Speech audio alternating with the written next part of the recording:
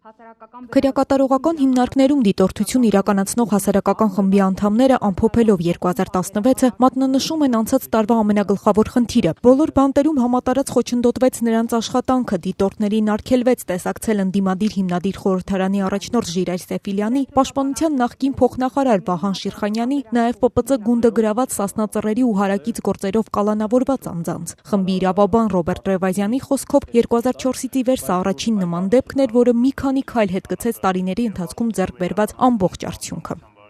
Խմբի արգելումները սկսեցին քաղաքական հնչեղություն ունեցող գործերով, այն անձանց, ովքեր որ անցնում էին նման գործերով, այդտեղից արդեն պարզ էր, որ հատուկ հրահանգ է տրված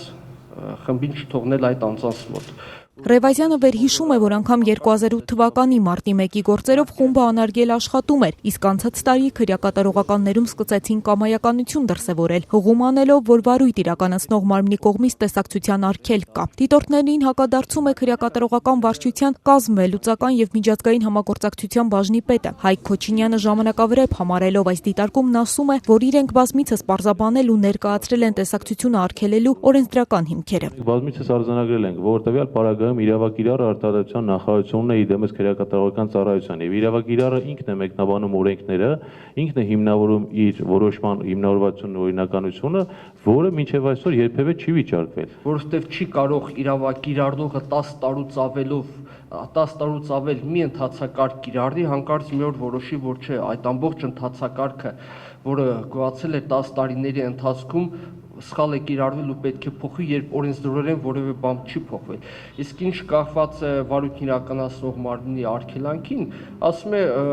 իրավունք չունեն հանդիպել այլ անձիկ բացառությամբ օրենքով նախատեսված դեպքերի։ Իսկ ես ինչպես նշեցի, օրենքը հստակ է նախատեսում, որ հասարակական դիտորդները իրավունք ունեն անարգել մտնել։ Արդարադատության նախարարության աշխատակիցներին դիտորդական խմբի անդամները հիշեցնում են նաև արդեն ավանդական դարձած խնդիրների մասին։ Այս առումով 12 քրեակատարողականների մեջ առանձնանում է Նուբարաշենը։ Տարեվերջին խումբը արձանագրել էր, որ նկուղային հարկերում գտնվող խցերում անմարդկային պայմաններ են, սենյակները խոնավ են, վխտում են խավարասերները։ Մենք դրանից հետո նորից այցելություն ենք կատարել, սակայն դեռ այդպես որևէ փոփոխություն չենք նկատել այդ խցերի հետ կապված։ Կարող եք արձանագրել, որ ներկայումս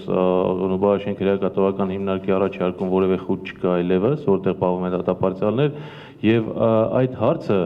այնպես չէ, որ բարձրացվել է դիտորդական խմբի կողմից, որ այսօր հնչեցնում է, որ արձանագրվել է դիտորդական խմբի տարեկան հաշվետվության մեջ։ Քրեակատարողական վարչության աշխատակիցը պնդում է նաև, որ կալանավայրում այլևս գերբեռնվածության խնդիր չկա։ Ասում է, խցերում ազատազրկվածների նախատեսվածից շատ թիվն էլ երբեմն ժամանակավոր բնույթ է կրում, սակայն Քոչինյանի հետ համաձայն չեն դիտորդական խմբի անդամները։ Հնարավոր չէ, ասենք երեկոյան ժամը 7-ին, 8-ին կամ 10-ին ապահովել բոլորի համար պատշաճ պայմաններ 4 քառակուսի մետրի առումով, այսինքն կան դեպքեր, երբ պետք է այդ տվյալ խումբ անձանց ժամանակավորապես բնակեցնել համատեղելիության կանոններին համապատասխանող այլ խումբ անձանց հետ միասին, եւ տվյալ պարագայում կլինի նաև գերբեռնվածության խնդիրը։ Խցերը նախատեսված են 8 անձի համար, առավելագույնը, բայց արձանագրել են, որ 10 անձից ավելի մարդ է պահվում խցերում,